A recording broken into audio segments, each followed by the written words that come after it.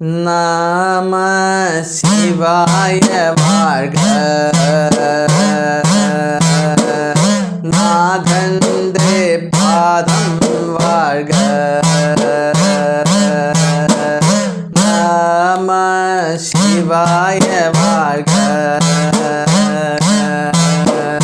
நாதந்தே பாதம் வாழ்க. സ്വാമിയുടെ തിരുവാചകത്തിലെ അടുത്ത ചില പാടലുകളിലേക്ക് നമുക്ക് പ്രവേശിക്കാം. നീർവറ്റും നേരം ചെറുമീൻ പിടഞ്ഞിടും വണ്ണം നിന്നെ പിരിഞ്ഞ് വാടും എന്നെ നീ വെടിയുമോ. പൊങ്ങിയിടും ഗംഗയാകും കയത്തിൽ ചെറുതോണിയെന്ന പോൽ വെൺതിങ്കളെ തന്നെ ജടയ്ക്കുള്ളിൽ ചൂടും ഈശാ ചിതാകാശത്തിൻ്റെ മാണിക്യമേ. അല്ലയോ ചിതാകാശത്തിൻ്റെ മാണിക്യമായ ശിവഭഗവാനെ, നീർവറ്റുന്നേരം ചെറുമീൻ പിടഞ്ഞിടും വണ്ണം നിന്നെ പിരിഞ്ഞ് വാടുമെന്നെ നീ വെടിയരുതേ. അപ്പോൾ നീ എന്നെ വെടിയരുത്. എൻ്റെ അവസ്ഥ എങ്ങനെയുള്ളതാണ്? നീർവറ്റിയ കുളത്തിലെ ചെറുമീൻ എപ്രകാരമാണോ ശ്വാസത്തിന് വേണ്ടി കിടന്ന് പിടയുന്നത്, അതേപോലെ ഞാൻ ശിവശ്വാസത്തിന് വേണ്ടി കിടന്ന് പിടയുകയാണ്. അപ്പോൾ മാണിക്യവാചകർ തന്നെ ഉപമിക്കുന്നത് നീര് വറ്റിയ ജലത്തിലെ മീൻ കിടന്ന് പിടയുന്നത് പോലെ താൻ കിടന്ന് പിടയുകയാണ് എന്നാണ്.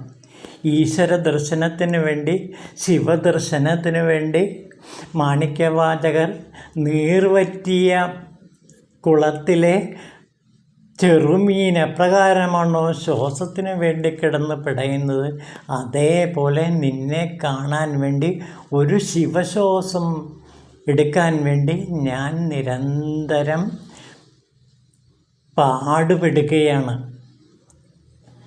ആ ശിവനോട് അലിഞ്ഞു ചേരാൻ വേണ്ടി ഞാൻ അത്രമേൽ തപം ചെയ്യുകയാണ്. എന്നിട്ടും നീ എന്നെ അടുത്ത് വന്ന് ആശ്വസിപ്പിക്കുന്നല്ലോ. അല്ലയോ ഭഗവാനെ, നീ എന്നെ കൈവെടിയരുതേ. പൊങ്ങിയിടും ഗംഗയാകും കയത്തിൽ ചെറുതോണി എന്ന പോൽ വെൺതിങ്കളെ തന്നെ ജടയ്ക്കുള്ളിൽ ചൂടുന്നോൻ ഈശാ ചിതാകാശമാണിക്യമേ.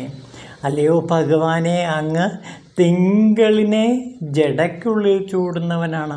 എങ്ങനെയുള്ള തിങ്കൾ? പൊങ്ങിയിടും ഗംഗയുടെ കയത്തിൽ ചെറുതോണി എന്ന പോലെ, ഗംഗയുടെ കയത്തിലെ ചെറുതോണി എന്ന പോലെയുള്ള അല്ലയോ ചന്ദ്രകലയെ ചൂടുന്ന ഭഗവാനെ. അപ്പോൾ ഗംഗയെ ശിരസിൽ വഹിച്ചവനാണ് ശിവഭഗവാൻ. ആ ഗംഗ എങ്ങനെയുള്ളതാണ്? ചന്ദ്രക്കല ചൂടുന്ന ശിവനാണ്. അപ്പോൾ ഗംഗയിൽ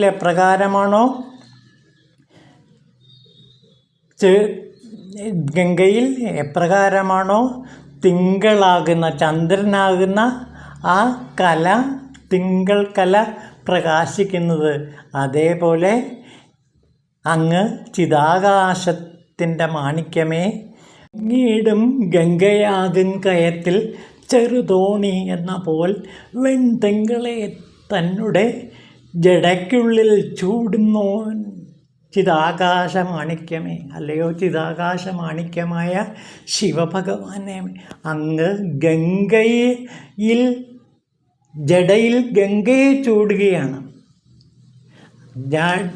ചന്ദ്രക്കല ചൂടുന്ന ഭഗവാൻ ഗംഗയിൽ സഞ്ചരിക്കുന്ന ചെറുതോണി പോലെയുള്ള തിങ്കൾ കലയെ അങ്ങ് ജടയിൽ വഹിക്കുന്നവനാണ്. അങ്ങനെയുള്ള ആ ചിതാകാശത്തിലെ മാണിക്യമേ, അങ്ങ് എനിക്ക് അഭയം നൽകിയാലും. മുത്തൊക്കും ദന്തനിരയാർന്നവർ കൊങ്കക്കുന്നിനിടയ്ക്ക് ചെന്ന് വീഴാൻ നീ എന്നെ വിട്ടിടാതെ. എന്നെ നീ ഒരിക്കലും സ്ത്രീ സുഖത്തിൻ്റെ പിന്നാലെ പാഞ്ഞു പോകാൻ അനുവദിക്കരുതേ. സ്ത്രൈണസുഖത്തിന് വേണ്ടി, ഭോഗസുഖങ്ങൾക്ക് വേണ്ടി അതിൻ്റെ പിന്നാലെ പാഞ്ഞു പോകാൻ അല്ലയോ ഭഗവാനെ, നീ എന്നെ ഒരിക്കലും അനുവദിക്കരുതേ. ഉടൽ വിറയാന്ന് കണ്ണുനീരൊഴുക്കി അടിമയാർ കൂട്ടത്തിന് നടുക്കെന്നെയും കൂട്ടുക. ഉടൽ ആകെ വിറയാർന്നിരിക്കുകയാണ് ഞാൻ. അങ്ങനെ ഭക്തി കൊണ്ട് വിറയാർന്ന എൻ്റെ ശരീരത്തെ അങ്ങ് കൈക്കൊള്ളണമേ. അങ്ങയുടെ അടിയാന്മാരുടെ കൂട്ടത്തിൽ എന്നെയും കൂട്ടണമേ. അടിമയാക്കി തീർത്ത് കാരുണ്യം കാട്ടിയോനെ, എന്നെ അടിമയാക്കി തീർത്ത് കാരുണ്യം കാട്ടിയ ഭഗവാനെ, കേടില്ലാ മാണിക്യമേ, ഇനിയും ഒരു കുറി കാട്ടുക, ജ്ഞാനം നൽകും നിന്നുടെ തിരുവടി. നിൻ്റെ തിരുവടി എനിക്ക് ദർശനം തരിക. അങ്ങനെ ജ്ഞാന മേഖലയിലേക്ക് എന്നെ നയിച്ചാലും അങ്ങനെ എന്നെ ജ്ഞാനിയാക്കി മാറ്റുക. അജ്ഞാനിയായ എന്നെ ജ്ഞാനിയാക്കി മാറ്റണമേ ഭഗവാനേ എന്നാണ് ഇവിടെ മാണിക്യവാചകർ പറയുന്നത്. അപ്പോൾ തനിക്ക് അജ്ഞാനത്തിൽ നിന്ന് ജ്ഞാനത്തിലേക്കുള്ള ഒരു പ്രവേശന കവാടമാണ് ആഗ്രഹിക്കുന്നത്. അത് അങ്ങ് നൽകുക എന്നാണ് ഇവിടെ മാണിക്യവാചകർ പറയുന്നത്. നമുക്ക് ഭോഗരുടെ കവിതയിലെ ഒരു ഭാഗം നോക്കാം. നോക്കുക. ഷടാധാരങ്ങളെയും കടന്ന് ചന്ദ്രമണ്ഡലം പ്രവേശിച്ച് ചിതാകാശത്തിൽ ജ്ഞാനഗുരുവിൻ്റെ പദത്തിൽ ചെന്ന് അതിലൊടുങ്ങി അതിൻ്റെ ഉള്ളിൽ പ്രവേശിച്ച് മഹത്തായ സൂര്യചന്ദ്ര അഗ്നി എന്നിവയെ ദർശിച്ച് കരകയറുന്നത് തന്നെയാണ് ഏറ്റവും ശ്രേഷ്ഠമായിട്ടുള്ളത്. ഈ ശ്രേഷ്ഠ പദവിയിൽ ഇരിക്കുന്ന ജ്ഞാനിയുടെ ശരീരം പൊന്നാകും. അവൻ തൊടുന്നതും എല്ലാം പൊന്നായി മാറും. അവൻ യഥാർത്ഥത്തിൽ ശിവസുഖം അനുഭവിച്ച് ശിവലോകത്തിൽ തന്നെ വാഴും. ഇതാണ് ഭോഗർ പറയുന്ന പാടൽ. ഓം ശിവായ നമഃ.